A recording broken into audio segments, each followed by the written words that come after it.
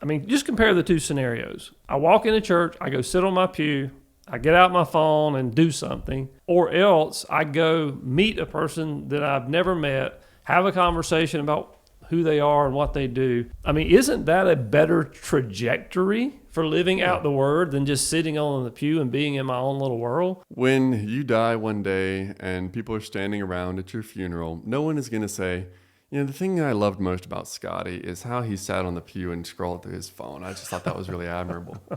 No, it was the way he opened himself up to others and the way he talked to us and he learned about us and took an interest in our lives and made us laugh, you know, and the list goes on and on. Do something in the presence of others that will echo in eternity, not something that will live and die in that moment, because this life, it's coming and it's going, right? Absolutely.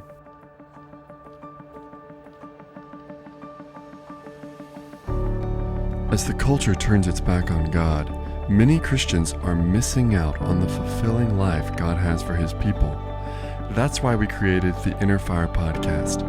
Join me, Andrew Carroll, and my dad, Scotty, as we confront modern complexities with timeless truth so that you can be equipped to live out the Word. We hope this podcast is a blessing to you.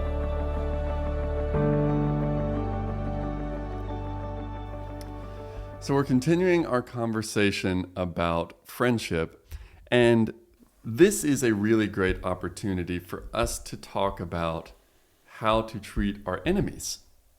Now, obviously, enemies are sort of the opposite of friends. And the question of enemies, do we have enemies? You know, not everyone has an arch nemesis, though, you know, some of us may find that sort of appealing, the idea of having an arch nemesis to wrestle with all your life and whatnot. But that's not generally how life goes. And yet, we do sometimes have enemies. I want to ask you first, can you think of a person or a group of people who you can say, that person was an enemy to me? I mean, really congenial, you know, easygoing people like yourself don't just make enemies everywhere you go. So I think it's an interesting question. Well, the first enemy I remember having was when I was in high school. And I did pretty well in high school, not to brag on myself, but to, you know, just to make the point here of what an enemy is. I finished first in my class in high school. Well, I had a person that I went to high school with who really didn't like that. And so they actively worked against me in that way and really got frustrated because that I was ahead of them in that race to the top, so to speak. Yeah. You know, and that's the first time, you know, I always said, hey, I can get along with everybody. But that was one person I just couldn't seem to get along with because there was that conflict brought about by jealousy, I guess. Other times, as I've gone through life, it's, you know, neighbors can become enemies. We had some instances of that where, hey, you heard say good fences make good neighbors. You know, when there was disputes over little things that shouldn't have made a difference. And those people came to be viewed somewhat as enemies because they tried to undo the things that I was doing. And so, yeah, you run into people like that. Those are the kind of experiences I've had, you know, in business. You know, we had somebody contact our customer, basically a competitor contact our customer and said, hey, you need to look at them because they're not checking this box that they really should be checking, and I think it's going to be a problem for you. Right? And so, you know, you get stuff like that. And so there's oftentimes people that are going to work against you if you are viewed to be hindering them some way, or you tend to be ahead of them in some way, at least from their perspective. Right. Those people and all of the Florida Gators, right? Yes, those are definitely the enemies. Okay. Yeah. So, for myself, I'm pretty young. I haven't had a lot of time to develop some really good enemies, but I can think of one kid who I competed with when I was in school. We didn't go to school together, but rather our schools competed against each other at a yearly convention. So I only saw him every so often, but man, this kid just had the most evil glare, and we seemed to compete in all the same events. And anyway, that I'd always regarded that kid as my enemy. And then I think me and another guy were sort of natural enemies in a sense, not that we were ever true enemies, but when I fell in love, let's say, with my now wife, she was with somebody else. And so there's a sort of natural adversity there, the fight for the love of a woman, which, hey, that happens in life, right? So as anyone is listening to this podcast, just think in your mind, okay, who can I really say, okay, that person is probably an enemy of mine? And hold that person in your mind as we go through this conversation, because what we're talking about is loving your enemies. Well, I think, some of the examples that we gave were actually pretty mild examples of enemies. There are enemies who seek to do us real harm. Yes. They sue us, they steal from us, they destroy our property, or they commit acts of terror against us. Yeah. And so, those people are a notch above the kind of enemies that we were talking about. And, I would say, thankfully, I haven't had somebody do me harm necessarily. Mm-hmm. And so, but I think we should acknowledge that is the case for some people. Not everybody has you keep parking 3 cars in front of my driveway and I can't get into my home, and so you're my enemy. I mean, that's a different scenario than I broke into your house and did harm to one of your kids or your wife or stole your stuff. So there are different levels there, but I think the Bible still applies, and I think we should read that verse about what Jesus said, how we should treat our enemies. It's kind of a launching point, just so that everybody understands we're not making this up. Right. You have heard that it was said, you shall love your neighbor and hate your enemy. But I say to you, love your enemies and pray for those who persecute you, so that you may be sons of your Father who is in heaven. For he makes his sun rise on the evil and on the good, and sends rain on the just and on the unjust. For if you love those who love you, what reward do you have? Do not even the tax collectors do the same? And if you greet only your brothers, what more are you doing than others? Do not even the Gentiles do the same? You therefore must be perfect, as your heavenly Father is perfect. And while we're here, I think there are a few passages in Romans that speak to this as well. In Romans 12, it says, Beloved, never avenge yourselves, but leave it to the wrath of God. For it is written, Vengeance is mine, I will repay, says the Lord. To the contrary, if your enemy is hungry, feed him. If he is thirsty, give him something to drink, for by so doing you will heap burning coals on his head. Very challenging. Yeah, those are very challenging. And again, we talked about this in the last podcast, but there's nothing about what Jesus said there in that first passage that you read that comes natural to us. We're not going to naturally pray for those that despitefully use us. We're not naturally going to extend food and water to the one who is hungry but is trying to kill us. Mm-hmm. I mean, that is not natural. Mm-hmm. Mm-hmm. And so we come back to having to be dependent upon the Spirit of God working through us. And I think in this particular case, there's going to be a lot of people who would pull the common sense card out on this one and want to play it. I guess the one thing I would think, I was just sitting here thinking, we were kind of talking about 2 different levels of enemies. Mm-hmm. I guess if Jesus is saying this about what I would call true enemies, then for those people that are just mildly our enemies, because they park in the wrong place in the driveway every time, and maybe they cut too far over into our lawn, or their kid plays ball in our yard and we don't want him to, whatever, those kind of enemies. How much easier should it be for us to show them the love of Christ? I mean, that's a mild case relative to what I believe Jesus is saying there in that passage. Yeah, I just want to read one more passage that speaks to that, especially along the lines of what Paul was saying about vengeance. This is also from the Sermon on the Mount. You have heard that it was said, an eye for an eye and a tooth for a tooth. But I say to you, do not resist the one who is evil. But if anyone slaps you on the right cheek, turn to him the other also. And if anyone would sue you and take your tunic, let him have your cloak as well. And if anyone forces you to go 1 mile, go with him 2 miles.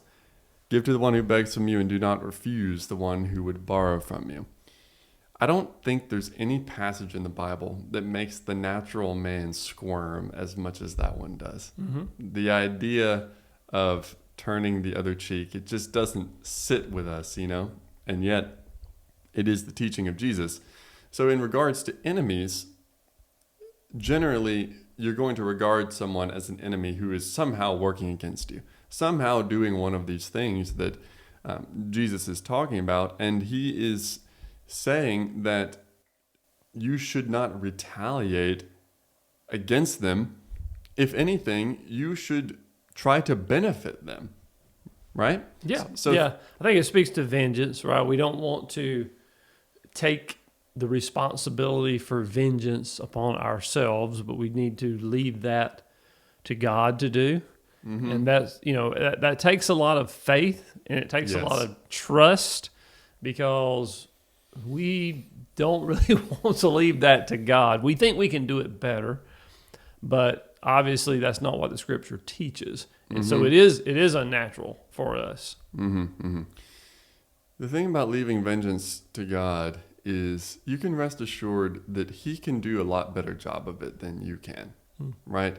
He sees all. He judges with righteous judgment. And, be careful as you're, let's say, judging your enemies. You might be a lot more like them than you realize. With the measure you use, it will be measured to you. Don't be so sure that you're not the enemy in a given situation. And that's just all the more reason to take this humble approach of showing grace and kindness to our enemies. Yeah, I think a lot of people are intrigued by that idea of heaping coals upon their head. What do you think that means? I've heard different interpretations of that. Some have the interpretation of, well, this is, killing them with kindness. Some have the interpretation of heaping burning coals is actually like a positive thing. It doesn't come off that way to us in the language, right? But it's something that you would have actually done as an act of kindness. The implication for action is the same.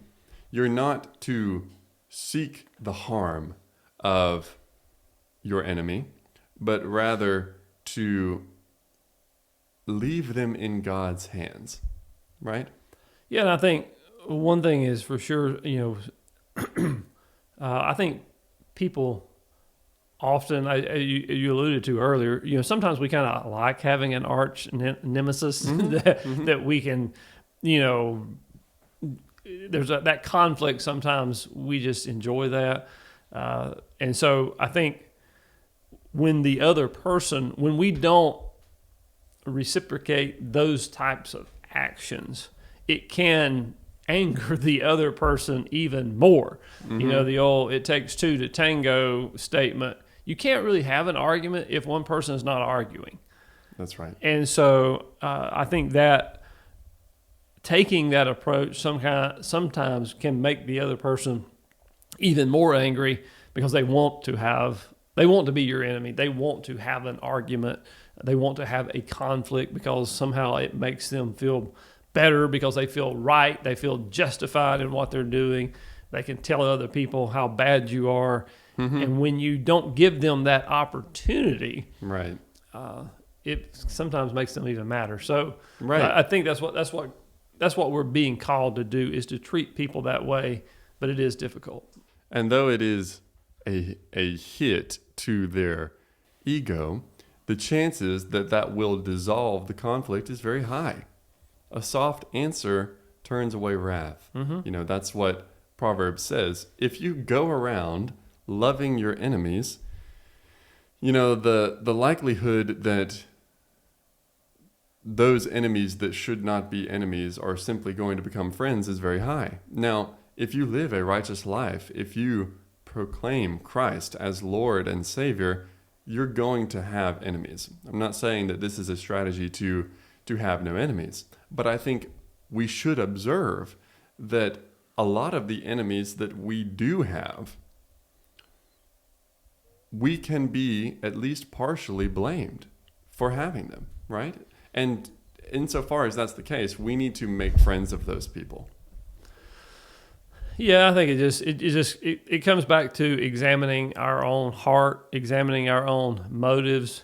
I think going back to our conversation on friends, I think a good friend would tell us, hey, you need to examine what you're doing here, because we have blind spots. We can't really see ourselves, and in the heat of the moment, oftentimes we do just respond out of our natural tendency. And so it's difficult sometimes to tell a friend, hey, you probably shouldn't have done that. That wasn't really a biblical response there. And so I think that's something that friends can help us with. They can help us with our responses to our enemies. Yes. If you have a quote unquote friend who is egging you on and basically saying, yeah, go get him, well, we might need to evaluate, okay, is this person really my friend or not here? Right. Yeah, and the degree to which you're going to be able to give constructive criticism like that to a friend or receive it is going to depend on the amount of trust that there is in the friendship. And that is something that is built every day over the course of every interaction with that friend. Yeah, if you want to throw cold water on somebody, is sometime when one of your friends starts talking about how they've been done wrongly, just say, yeah, God called us to love our enemies. Because what people they want you to join in with their disgust of this action of the other person or of the person themselves. Right. And when you don't join in with that is very frustrating to people. So, but I think that's, if we're iron sharpening iron, that's what we should do is give that contrarian opinion and make sure it's a biblical one. But we should do that as a friend. I would encourage everyone who is listening, think in your mind, who is my enemy? And how can I turn the other cheek towards them?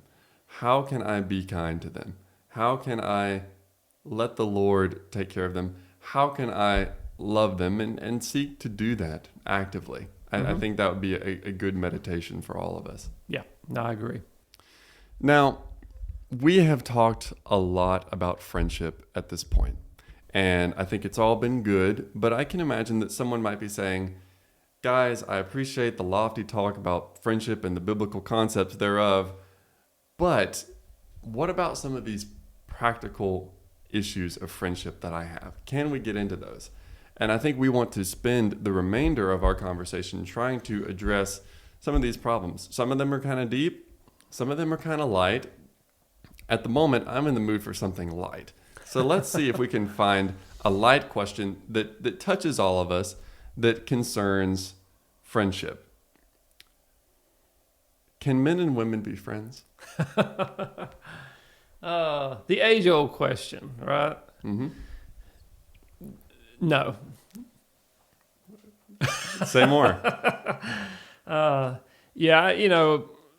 It's a touchy question. I think there's some things there might need to be some qualifiers around that question, but I don't think in most cases, let me just say this. Okay, if you're married, then your friends should be of the same sex you are, right? If you're married, you do not need a female friend if you're a male, right? Because that leads down a very tempting road. It's just never going to be good. You don't need to let that happen. And if you're the spouse of someone who is in a situation where they have an opposite sex friend, I would say you're within your rights to say, I think we need to pull back on this. That's not a good optic. Doesn't look well. Mm-hmm. I think that's really the main point of this question. Can men and women be friends? I think obviously the question is a good friendship going to turn romantic at some point in time? Generally, I would say yes. I mean, I told y'all, excuse me, I told you when you were in college, you can't really have female friends. It just, the expectations around that and those types of things just typically don't work. Mm-hmm. Yeah, I think it is pretty universally the case that where there is a man and a woman and they are friends, though to one of them things may appear to be totally normal, at least one of them will have some sort of romantic attraction to the other. And that is either leading somewhere or it's leading nowhere. And, in either case, it will not stay a friendship for very long, right?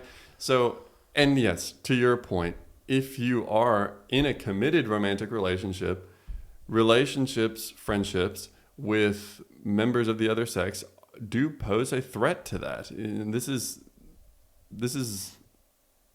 human nature. Well, I think from a biblical standpoint, I would say, abstain from all appearance of evil. Uh-huh. You can't, even if everything is totally above board with a friendship like that, it's not a good look either to your spouse or to other people. I think if you look at the biblical examples, you don't see any examples where that was the case. Paul had some helpers along the way that were female, but his companions and close friends were male. And I think it's that way throughout the scripture. And so, I just think that's how we need to approach it. Yes, and it's not that men and women can't interact with each other, that they cannot be acquainted with each other, that they can't work with each other or anything like that. What we're saying is there's a certain degree of relational closeness that should be reserved for same-sex friendships. Absolutely. Okay, moving on. Let's say someone watched part 1 of this series and they said, okay, I get it. I need friends. I don't have any. I want to make some friends. How do I make new friends? What would you say to that person? Well, I think we covered that a little bit in the previous session. Basically, we need to be like Jesus. Uh-huh. We need to help people. And that's not just necessarily the people that are in the ditch that are cold and hungry, but anyone that we see that has a need, we can reach out and fill that need. And I think that can be the starting point for a friendship. I think one thing we have to do is also just get out of our own world. We can be hospitable. If you look at the qualifications for a deacon should be hospitable, which means entertaining others, being a friend to others so that you can speak into their life. And, depending on age, maybe it's a mentor relationship or something like that. So, be that kind of person. And, I think part of that, when I think of that, I think, okay, I'm an introvert.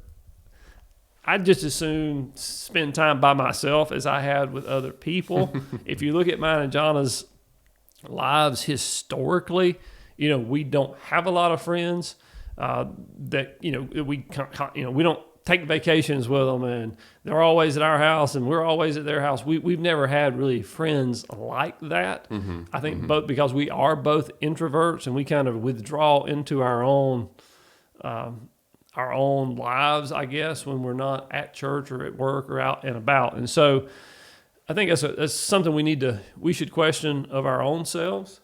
And did I answer the question? Yeah, I think you did. And we can get into the introvert extrovert thing in a minute, because I think that is a relevant question as well. I would simply say, if you're a person who, let's say, works from home and you go to church on Sunday, you sit in the pew and then you leave, though you may be a very friendly person, you're not really putting yourself in a great position to make friends. I know this is painfully obvious, but to make friends, you need to go where the friends are. Now, think for a moment in your mind about what kind of friends you would like to have. Like, let's say you're a musician like me. Would you like to have musical friends, right? Well, then you're going to want to go where the musicians are. You know what I'm saying? Because that common interest, as we discussed in that first episode, is what will initially bind people together. So put yourself in some social situations. And you might say, well, I'm kind of socially awkward and I don't really do too well. I'm not really a socialite. I think that what you were saying about loving others, looking always to the needs of others, basically looking outward, is a great remedy for that. The kind of person who's uncomfortable to be around is one who is self-conscious, always turning the eyes inward. Mm-hmm. How do I look? Mm-hmm. What did what I just say make sense? Was that funny? Is everyone around me laughing? It's the person who's more concerned with what's going on with others. And I think that call to attend to others before attending to yourself is a great path to alleviating that social awkwardness. Yeah, I'll tell you something I've been doing lately. And part of it is an outcome of, we always say, in this podcast and in our ministry in general, it affects us as much as other people. We're not super Christians, we're not, on a plane above everyone else. I mean, as we go through this material and research, it impacts us as much or more as we hope it impacts other people. So one of the things that I have been doing, we have been attending a church a little over a year where we are now, where we're members. It's a church that on average, about 250 people on a Sunday morning. So it's small enough that it doesn't feel like a mega church. You kind of feel like you know a lot of people, but at the same time, there's a lot of people you don't know, because what do we do when we go to church? We tend to come in, sit on our pew. And so what I have been doing is when we come out of the Sunday school hour or the small group hour, or whatever you want to call it, there's a 10 or 15 minute window there before church starts. So I have been intentionally trying to go to people that I do not know very well or that I've never met and just say, hey, I've been here a year, but we've never really met one another. This is who I am. Who are you? And just have a 5-minute conversation. Yeah. And I think that's great. It gets us out of our shell. The other people generally are happy you've done it, and you get to know somebody new a little bit, For me, because I'm old, then I have to go write their name down so that I don't have to have the exact same conversation next week. Sure. But, I think those are the kind of things that we can do that are just helpful for building community and building friendships. Once you have that conversation, then it's always easier to do the next step. It's that I don't know you, I've never met you, awkwardness. Yeah. And, I'll just be honest. I mean, that's unnatural to me. I'm naturally an introvert. I'd be just as happy to go sit on my pew. Oh, yeah. And just let church start and walk out the door not knowing the same people that I didn't know when I came in, But that's kind of what we're talking about is being more friendly and building that community. Yeah, I think any little practice that you can adopt like that, maybe it's I'm going to call one friend a week, or maybe it's next time I go to a party, I'm going to find the person who I know the least well and go talk to them, anything like that. And if you have to keep a filing cabinet to keep all your friends straight so you don't have to have that conversation over and over again, and you don't want to avoid going up to that person because you don't have any idea what they told you about themselves last time, so be it. That's intentionality, There's nothing wrong with that. It is a lot easier to just sit on the pew and, scroll on your phone and mind your own business, but that's not the way to have a rich life, and it's not the way to impact others. Absolutely. And that should be our goal. And I think we should just be trying to make connections with others. If we're going to live out the word, I mean, just compare the two scenarios. I walk into church, I go sit on my pew, I get out my phone and do something, or else I go meet a person that I've never met, have a conversation about who they are and what they do.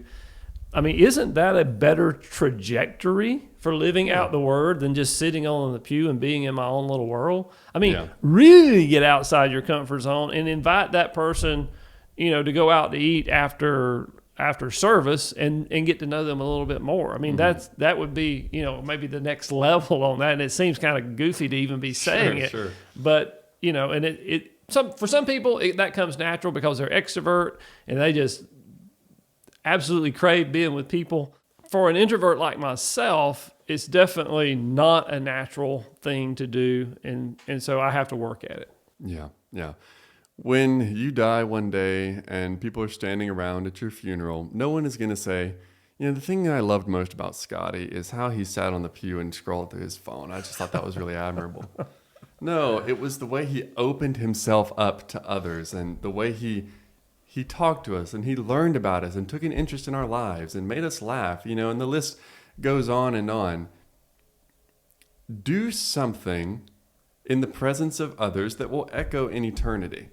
Not something that will live and die in that moment, because this life, it's coming and it's going, right? Absolutely. Only what will remain when the fire of judgment day consumes all of the hay and stubble will be left for eternity. Okay, moving on. Here's a tricky one. What about one-sided friendships? Sometimes people want to be friends with someone because they admire them. And let's say someone admires you and they want to be your friend and they're just more invested in the friendship than you are. And it could easily happen the other way too, right? You're more invested in a relationship than somebody else is.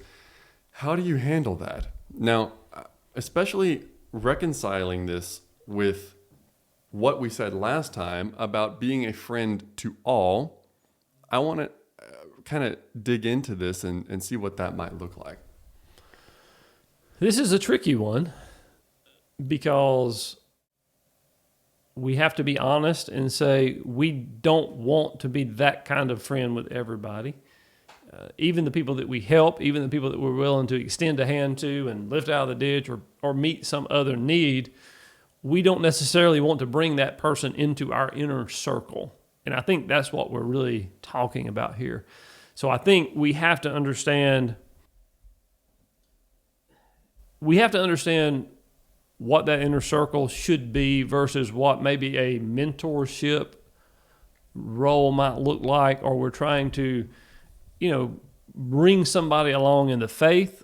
I think one thing about friendship, there has to be absolute trust and integrity. If it's going to be a deep friendship, then, that has to be part of it. And so being willing to say, this is not convenient for me right now, or I've got another obligation, or I can't do that. We should be able to do that with our good friends. I think the question is, when it's somebody we just don't really want to hang out with or whatever, but they're wanting to do that to us, are we just making excuses? What are we trying to accomplish, I guess? Where is that other person? It's a tricky question. Right. Well, we absolutely need to be kind to all. And part of kindness is honesty. And what you don't want to do is, out of a fear of an awkward moment, lead someone to believe that you're just as invested in the relationship as they are. Because that is going to create certain expectations which you will likely not meet, and there will be disappointment there, and it's not going to be good. So, it might be necessary to have an uncomfortable conversation. Now, the question you also need to ask yourself is, do I not want to be around this person just because they're not cool? Or do I not want to be around them because I don't think that they're a good influence on me? Those are kind of different questions. You shouldn't cast someone aside just because, they're not as cool as you are, or they don't make as much money as you do, or whatever. Like, that's not what this is about. But if you are in a situation where a relationship is seeming to progress where you don't really want it to, having decided what's best, you just need to be upfront with the other person about it. In a strong friendship and in a casual friendship, that flow of communication is always going to be key. And where that is inhibited, there's not going to be a good relationship. Yeah, I can think of one particular example. I'm just thinking back over my life where this may have happened. And when I was still at home, there was a person that lived right up the road who was a very needy person. And we befriended them, and it became a thing where they called practically every day. They had a lot of needs, and so my dad was very handy, and he could repair things and get things back right. And I'm just thinking about how we dealt with that situation because, you're busy and they call and they have absolutely nothing to do. They want to talk for 30 minutes and tell you all these things that are unimportant. I never remember us not helping when they had a need. Now, it might not be drop what we're doing right this minute. It might be, okay, I can't do that right now, but I can come tomorrow afternoon or something like that. But I think those are the kind of situations where at some point in time, you have to be honest with people and say, this is where I'm at. I appreciate you reaching out to me, but I can't, I'm not going to be able to talk to you every single day. Those are very difficult and awkward situations to deal with. You need to use some sound judgment in understanding the type of person you're dealing with and where they're coming from, and certainly what their spiritual condition is. Are you hindering their spiritual growth if you do that? In this particular case, it was not a spiritually minded person. It was somebody who had some mental health issues, and they were just a needy person. And so we have to deal with each one of those individually. And I think we pray and ask God for discernment on how to handle those. Yeah. Just to double down on what I said before, there is no quicker way out of a tricky situation than to just tell the truth about it. So I want to get into this question. I want to return to what you were saying about introverts and extroverts. Are their needs the same when it comes to friendship? So just a quick definition for anyone who may not be aware. Generally, introverted people are people who find their energy drained by social situations, whereas extroverts are those who find their energy increased by social situations. So your extroverts are going to be the life of the party type people who can't wait to get back with their friends, while the introverts very much value their alone time and may value their relationships deeply, but still need that time to recharge because it's the alone time that increases their energy. So I'll let you speak for the introverts since you are a self-purported introvert. What do you think your approach to friendship should be as it is distinct from extroverts? I think the main difference would be, I'm probably going to have fewer friends. And just historically what I've seen is introverts tend to have fewer friends than extroverts, and those friendships tend to run deeper. So fewer, deeper relationships, whereas extroverts have more friends, oftentimes many more friends that are a little bit more shallow. Because let's just face it, from a time standpoint, it's hard to have a lot of deep friendships when you're running all over the place. Introvert and extrovert alike, we all need friends. And because introverts are so comfortable in that alone time, I think it is going to be easier for them to neglect friendships because they don't feel the lack as much as extroverts do. Sure. Now, there's nothing wrong with being introverted, but still, even if it's only a handful, having friends is very important, and you need to invest in them. I think that a person who does invest in them will quickly find that it's worth it. Now, to the extroverts, I say, I'll cite Proverbs 18:24 here. A man of many companions may come to ruin, but there is a friend who sticks closer than a brother. We've already cited that verse. Just because you have a lot of friends doesn't necessarily mean that you're secure, that verse in particular is kind of tricky. It's translated very differently in the King James, but across all the translations, it's gets some different iterations. The main point of it is, don't find your security in all of those friends. One good friend, a friend who sticks closer than a brother, is more valuable than those shallow friends that you were talking about. Yeah, and I think for speaking as an introvert, the difficult thing is when you've been at work all day and you had to be around people when you really preferred not to be around people, maybe. It's much more difficult to say, okay, I've been at work all day, now I'm going to come home and spend time with a friend or go do something with a friend. You much rather just withdraw into your own little bubble and do your own thing. So I think that makes it more difficult, quite honestly. Or you could say the same thing if you've been at work all week and now it's the weekend. You're like, I can get me some me time. I think we just have to be on guard about, what would God have me to do, and what are am I just being self-centered, or am I trying to live out the word in having those relationships with other people? Well, I think we have time for just about one more. I want to talk about toxic friendships, and that is a phrase that's sort of come around recently. The question is, what is it? And if you find yourself in such a friendship, how do you get out of it? And I think that I have experienced this to some degree. Some people seem to experience it perpetually.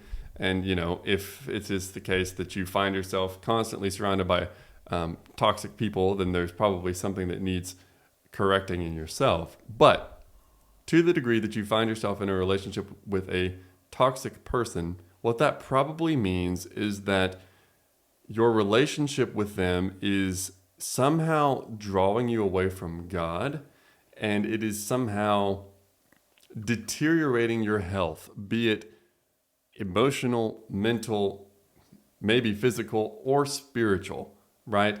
Maybe this person makes you very anxious. Maybe they make you very ashamed of yourself, or maybe you just don't like the feeling that you have in your heart when you leave a period of time spent with that person. What would you say? What is a toxic friendship to you? Well, to me, you only get into toxic friendships when you're not being honest. It's when we bite our tongue, when we overlook things. We should be able to be honest with our friends and not have them run away. I think we all, maybe it's good intention, we want to be nice, we want to overlook things, but that's not the way to be a true friend. And, some people are not going to receive that well, so be it. You can say something that's truthful without being mean or having the wrong spirit about it. I think you can say it in humility, but it's not difficult. It is difficult to say, but it's not something that we should avoid by saying, hey, that's a topic I don't feel comfortable discussing, or we're talking about, I don't think we should be talking about a person. That's not spiritually the right thing to do, or whatever the issue might be. I think we just have to be honest with people and not let those things progress to the point of toxicity. Yeah. I think you're right. I think honesty is the way out. I think that, if the person's your roommate, maybe you got to move out. If the person's someone who you go bowling with, whatever, it's like, I'm sorry, I can't do this anymore. Is it awkward? Yes. But if you're just willing to have that awkward moment, you'll save yourself so much down the road. And if I could just make one last point, we have reaffirmed the need to be honest many times in this podcast. Some people will abuse that, and they'll say, well, I'm just the realest person you're ever going to meet, and I don't have a filter. It's so funny to me when people say that, as if it's some kind of virtue. you'll give an account of every idle word that comes out of your mouth. You should have a sort of filter. Doesn't mean that you're dishonest. Don't cover up your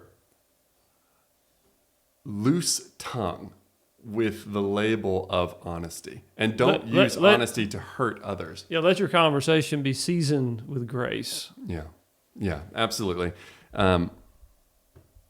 Don't flaunt your honesty, but use honesty in the way that it was intended to be used, which is for the good of all and for the glory of God.